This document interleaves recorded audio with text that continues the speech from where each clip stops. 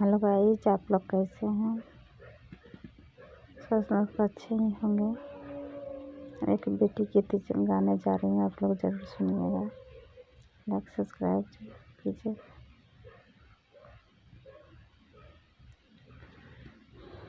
कथी बिना सोनार भेले आमाके बगीचावा हो, कथी बिना सोना भेले पापा के हवेलिया, कथी बिना सोना भेले पापा के हवेलिया।